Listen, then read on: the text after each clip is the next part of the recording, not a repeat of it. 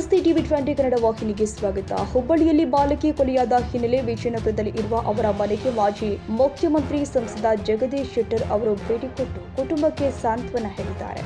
ಬಾಲಕಿ ಮೇಲೆ ಬರ್ಬರವಾಗಿ ಹತ್ಯೆ ಮಾಡಿರುವ ಪ್ರಕರಣ ಜನರ ಮನಸ್ಸಿಗೆ ತುಂಬಾ ಘಾಸಿಗೊಳಿಸಿದೆ. ಈ ರೀತಿ ಪ್ರಕರಣ ನಡೆಯಬಾರದಿತ್ತು. ಬಾಲಕಿಯ ತಂದೆ ತಾಯಿ ಅತ್ಯಂತ ಬಡ ಕುಟುಂಬದವರು. ಈ ರೀತಿ ಬಾಲಕಿ ಮೇಲೆ ನಡೆಸಿರುವ ಕೃತ್ಯ ಅತ್ಯಂತ ರಾಕ್ಷಸಿ ಕೃತ್ಯ ಎಂದು ಹುಬ್ಬಳ್ಳಿಯಲ್ಲಿ ಮಾಜಿ ಮುಖ್ಯಮಂತ್ರಿ ಸಂಸದ ಜಗದೀಶ್ ಶೆಟ್ಟರ್ ಹೇಳಿದ್ದಾರೆ. ಈ ಬಗ್ಗೆ ಅಧಿಕಾರಿಗಳ ಜೊತೆಗೂ ಕೂಡ ನಾನು ಮಾತನಾಡಿದ್ದೀನಿ. ಪೊಲೀಸರು ಈ ಬಗ್ಗೆ ಶೀಘ್ರವೇ ಕ್ರಮ ಕೈಗೊಂಡಿದ್ದಾರೆ. ಈ ರೀತಿ ಪ್ರಕರಣದಲ್ಲಿ ಪೊಲೀಸ್ ಇಲಾಖೆ ನ್ಯಾಯ ಕೊಡಿಸಿರುವುದು ಅತ್ಯಂತ ಶ್ಲಾಘನೀಯ. ಮಹಿಳಾ PSI ಕಾರ್ಯಕ್ಕೆ ನಾನು ಅಭಿನಂದನೆ ಸಲ್ಲಿಸ್ತೀನಿ.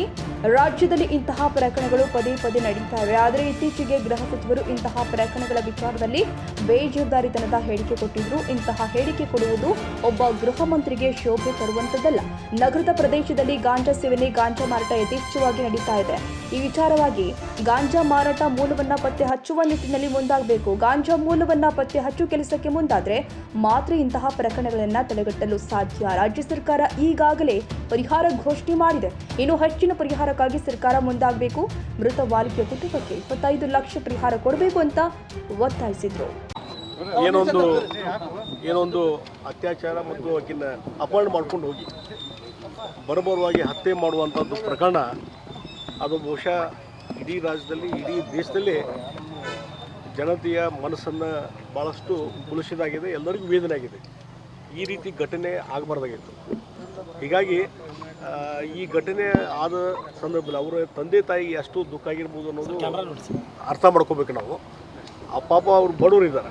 ಅವಳು ತಾಯಿನೂ ಕೆಲಸಕ್ಕೆ ಹೋಗ್ತಾಳೆ ಬೇರೆಯವ್ರ ಮನೆಗೆ, ತಂದೆನೂ ಪೇಂಟಿಂಗ್ ಎಲ್ಲ ಮಾಡ್ಕೊತಿದ್ದಂಥ ವ್ಯಕ್ತಿ. ಹೀಗಾಗಿ ಅವಳು ಕೆಲಸಕ್ಕೆ ಅಲ್ಲಿ ಮನೆಗೆ ಹೋದಾಗ ಆ ಕೆಲಸದ ಮನೆಯಲ್ಲಿ ಅಲ್ಲೇನು ಕಾಂಪೌಂಡ್ ವಾಲ್ದಲ್ಲಿ ಆ ಹುಡುಗಿ ಅಲ್ಲಿ ಆಟ ಆಡ್ತಿದ್ಲು. ಆಟ ಆಡುವಂಥ ಸಂದರ್ಭದಲ್ಲಿ ಅಲ್ಲಿ ಆ ಹುಡುಗಿನ ಎತ್ಕೊಂಡು ಹೋಗಿ ಇವತ್ತು ಈ ರೀತಿ ಅತ್ಯಾಚಾರ ಮತ್ತು ಬರಬರವಾಗಿ ಹತ್ಯೆ ಮಾಡುವಂಥದ್ದು ಏನದಲ್ಲ, ಬಹುಶಃ ಇದು ರಾಕ್ಷಸಿ ಕೃತ್ಯ ಅಂತ ನಾನು ಹೇಳ್ತೀನಿ. ಈ ಹಿನ್ನೆಲೆಯಲ್ಲಿ ಪೊಲೀಸರಿಗೂ ಅವತ್ತು ನಾನು ಕೆಲವು ಹಿರಿಯ ಅಧಿಕಾರಿಗಳ ಜೊತೆ ಮಾತಾಡಿದೆ. ನಾನು ಇಲ್ಲ ಇಮಿಡಿಯೇಟ್ಲಿ ಆ್ಯಕ್ಷನ್ ತೊಗೊತಿದ್ದೀವಿ ಅನ್ನುವಂಥ ಮಾತನ್ನು ಅವ್ರು ಹೇಳಿದರು.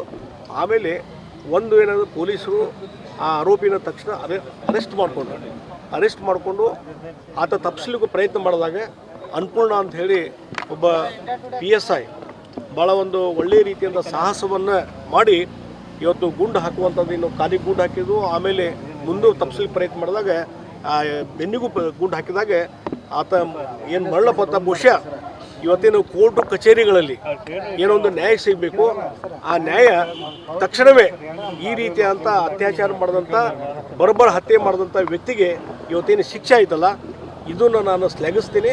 ಮತ್ತು ಈ ರೀತಿ ಸಾಹಸ ಮಾಡಿದಂಥ PSI ಅನ್ಪೂರ್ಣ ಅವರಿಗೆ ನಾನು ಅಭಿನಂದನೆಗಳು ಸಲ್ಲಿಸ್ತೀನಿ. ಮತ್ತು ಇವತ್ತು ತಂದೆ ತಾಯಿಗೆ ಏನೋ ದುಃಖ ಆಗಿದೆ, ಆ ದುಃಖವನ್ನು ಭರಿಸುವಂಥ ಶಕ್ತಿ ದೇವರು ಅವರಿಗೆ ಕೊಡಲಿ ಅಂಥೇಳಿ ದೇವರಲ್ಲಿ ನಾನು ಪ್ರಾರ್ಥನೆ ಮಾಡ್ತೀನಿ. PIL ಫೈಲ್ ಮಾಡಿದವರು ಯಾರು?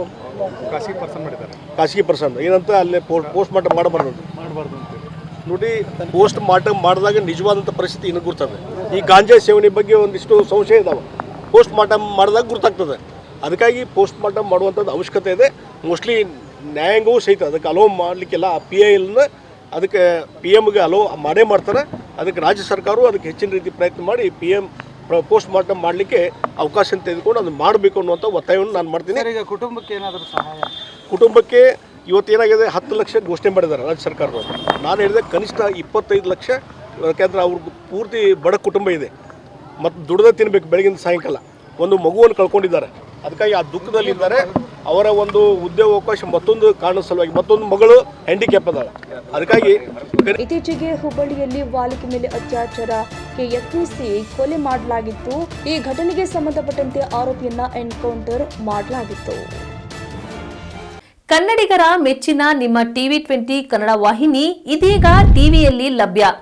ಕರ್ನಾಟಕ ಮತ್ತು ದೇಶ ವಿದೇಶದ 360 ಡಿಗ್ರಿ ಸುದ್ದಿ ವಿವರವನ್ನ ಪಡೆಯುವುದಕ್ಕೆ TV 20 ವಾಹಿನಿಯನ್ನು ಲೈಕ್ ಮಾಡಿ, ವಿಡಿಯೋಗಳನ್ನು ಶೇರ್ ಮಾಡಿ, ಕಮೆಂಟ್ ಮಾಡಿ, ಸಬ್ಸ್ಕ್ರೈಬ್ ಮಾಡಿ. HCN ಕೇಬಲ್ 842 ನಂಬರ್ನಲ್ಲಿ ಹುಕ್ಕೇರಿ ತಾಲೂಕು ಹಾಗೂ ಸಂಕೇಶ್ವರದ ಸುತ್ತಮುತ್ತಲಿನ ಹಳ್ಳಿಗಳಲ್ಲಿ ಲಭ್ಯ. PCN ಕೇಬಲ್ 129 ನಂಬರ್ನಲ್ಲಿ ಹಾರುಗೆರೆ ಸುತ್ತಮುತ್ತಲಿನ ಹಳ್ಳಿಗಳಲ್ಲಿ ಲಭ್ಯ. ರಾಯಬಾಗ್ ಡಿಜಿಟಲ್ ಚಾನೆಲ್ ಕೇಬಲ್ 80ನೇ ನಂಬರ್ನಲ್ಲಿ ರಾಯಬಾಗ ತಾಲೂಕಿನ ಸುತ್ತಮುತ್ತಲಿನ ಹಳ್ಳಿಗಳಲ್ಲಿ ಲಭ್ಯ. ಯುಡಿಸಿಎನ್ ಕೇಬಲ್ ನೆಟ್ವರ್ಕ್ ಉಗಾರ ಸುತ್ತಮುತ್ತಲಿನ ಹಳ್ಳಿಗಳಲ್ಲಿ ನಿಮ್ಮ ಟಿವಿ 20 ಕನ್ನಡ ವಾಹಿನಿಯೂ ಲಭ್ಯ.